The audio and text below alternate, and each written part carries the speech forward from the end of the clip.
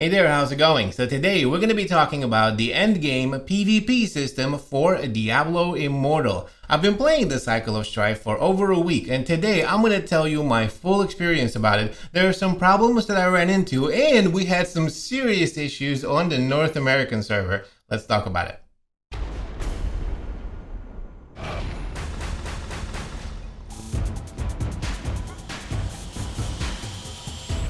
Good morning, good afternoon, and good evening, ladies and gentlemen. My name is Captain Nemo. Welcome to another Diablo Immortal video. Today, we're going to be talking about the Cycle of Strife. We're going to be talking about my experience with this cycle in the closed alpha. We're going to be also talking about what happened to the North American server yesterday. That's right, we tried to turn over the cycle. There was some serious issues, and today I'm going to discuss all of that. Remember, this video is going to be chapters, so you can skip around anytime you like via those chapters. While you're down there, make sure to smash the like button, hit the subscribe. You know what to do to stay tuned to the latest content. So what's the first thing we're talking about?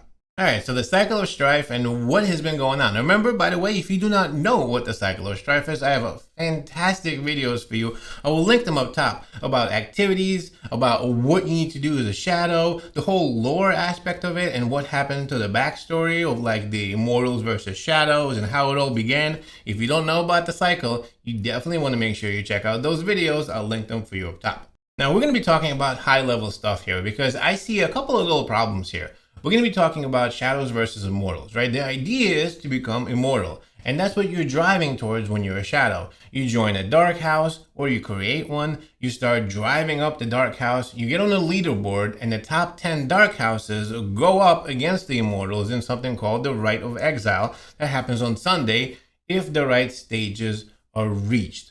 Okay, we all know this has been covered in the video. Okay, great. Now the difference here is what happens is you have a leaderboard as far as the shadows go. So the top 10 dark houses are going in and doing their thing. They're competing, right? The leaderboard in general means that there's a number one. And what is the point of the number one? This is what I've been wondering. Well, here's the point. The first dark house, the number one dark house in this whole competition automatically becomes immortal. So if all of the, so the idea is when you go to the Rite of Exile, top 10 dark houses send 8 shadows each. So that's 80 shadows total. 8 shadows from each of the top 10 dark houses have to go up against 8 of the immortals. And as shadows, you altogether, as a group, have to win 5 battles in order to turn the cycle and become immortal themselves. But the issue is, you don't become immortal unless you're in the top dark house. So, wait a minute. So here you are, you created a dark house. You started running it. You started doing everything that you need to do. You started driving towards it. You go to the Rite of Exile. You show up on Sunday at 8 p.m., whatever. You start fighting. You win, and you still don't make it into the Immortals. So wait a minute. So what's the point of being in any of the other dark houses or even showing up to the Rite of Exile if you're not in number one? Because only the number one dark house makes it to the immortality, so to speak, right? Now, fast forwarding, and thanks to all of the folks on the Australian server who have been kind of chatting with us and giving us some ideas because they were actually able to turn the cycle. Now, when you become immortal, when the first dark house, which is the only one that becomes immortal, when they become immortal, they're able to recruit other people or other adventurers or whoever into the immortals. So here's my problem number 2 with this. What do you mean you can recruit other people into immortals? So here's the deal. You go through all this stuff. You do everything that you have to do. The top dark house wins. They all automatically become immortal. Then you have a leader and the 4 lieutenants. And how does that work? How does the leader, how does the leader become the leader of the immortal? How do you become immortal, right? The leader is chosen from what we understand. And this is, again, thanks to all of the folks on the Australian side of the house who are kind of telling us. The leader of the immortals is not the leader of the dark house that wins. It's actually the highest rated shadow.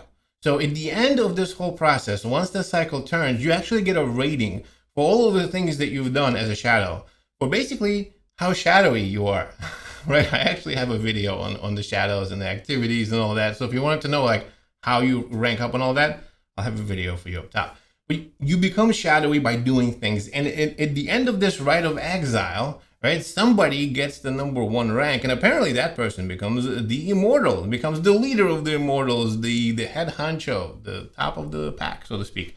And that person is able to recruit them, and then the lieutenants, the 4 lieutenants, are able to recruit other immortals into the cause. Now I'll get into what happened on our server, the North American server, and the issues that we ran into. But generally speaking, putting all of this aside, here are the two issues I see with this. Number one issue I see is that no other Dark House is incentivized to go up and actually fight, because they don't get anything for being number 2 or 3. I mean, yes, they could possibly become part of the Immortals once the first Dark House wins if they have some sort of a deal here.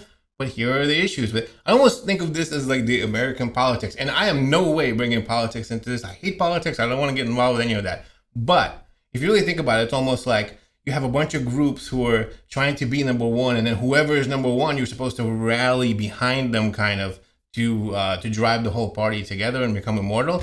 That makes sense almost. But the difference here is that there's a leaderboard and we're all trying to get to the top. And everybody wants to be the leader, everybody wants to be immortal, everybody wants to be on the top. And when you don't win, you do not get to be immortal. After all of the things that you have done, after being the top 8 shadows, after going into the Rite, after winning against the rest of the immortals, you still could not be immortal. And then it becomes sort of like a favoritism, in my opinion. Maybe politics get involved at that point. It's really not even about who actually puts in the most, right? Because you don't even have to go through the whole shadow process to become immortal if you know the immortal leader. It seems like the immortals are able to recruit anyone into the immortals. So when the top Dark House becomes the immortals and whoever's the leader, that person is running the show and they can recruit anybody they want. So long story short, the other people that worked for all of this could get sort of the short end of the stick, sort of left out of the deal. So it's not just about the grind. It's not just about being the best player or about winning or about all that. There are other factors to this whole thing. There are politics involved. There's going to be favoritism. There's going to be all of that. It's just the way it works. Is that a good thing? Is that a bad thing? I leave that up to you. Let me know what you think about this. So far, these are the facts that we have. Now, I'll tell you what happened in our server, in the North American server. In the Australian server, they were able to turn the cycle. They were able to beat the immortals and, of course, become immortal themselves. So that's kind of how we know the bits and pieces as far as what's going on the other side. So what happened to us? What happened to our cycle, the content creator server, or the North American server, as people like to call it? Now, the difference between us and Australia, we are not as populated, not even close. It's really, you need a special invite to get in here and all that. By the way, they are actually running a bunch of giveaways, so you can follow them on the Diablo Immortal Discord, Reddit, Twitter, and Instagram, because they have giveaways and they're going to be giving away access to our server. You can jump in right now and help me and Echo and a bunch of others, overthrow the immortals. Make sure to follow them on their social medias. So what ended up happening was we don't have a big population in our server. So all the content creators decided we're going to come together and get into one clan and try to beat it, because we didn't really realize what happens when someone becomes immortal. The idea was we're confused. What happens? The top Dark House becomes immortals. Does that mean that the rest do not? How does that work? We didn't realize that when you become immortal, you could actually recruit others into immortality. The bottom line is we all want to experience being immortal. I want to show you what's going on, right? We want to show you, have videos for you, live streams, all of that good stuff. So the media definitely wants to become immortal. And the idea was at first that we're going to split up into a bunch of different clans and then compete for it. And then people said, well, only the first top Dark House actually wins.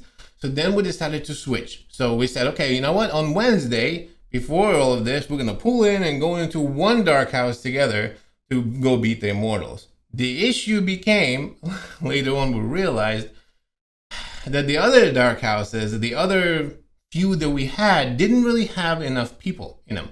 In fact, some had 5 or 6, some had 1, some had none, and they weren't super active. So what ended up happening was, at the end of the day, the footage that you're watching right now is, of course, Echo Hack, Rax, and the folks in my Dark House going up into the Rite of Exile and doing their thing. Of course, destroying the NPC immortals and winning it, right? Because that's not going to be really a challenge, especially not for caliber of players like those guys are. By the way, a big shout out to Echo Hack, who is a streamer on Twitch. I will link him down below. If you do not know who Echo Hack is, make sure to go check him out. He's a really cool guy. He allowed me to use his footage, the Twitch footage right here, so we could kind of check out the Rite of Exile and what's happening. On top of that, of course, I have some other footage for you for what's been happening on the other side, if you're waiting, and the menus and etc. But at the end of the day, we were not able to turn the cycle of strife, ladies and gentlemen. We were not able to overthrow the Immortals. And do you know why? Because we didn't have enough Dark Houses beat the Immortals. We had to have at least 5 win the Rite of Exile. And we didn't have enough Dark Houses to even show up, I suppose, to be able to beat the Immortals. So that is a big issue. The Immortal NPCs reign for one more week, ladies and gentlemen. One more week, we get to be shadows.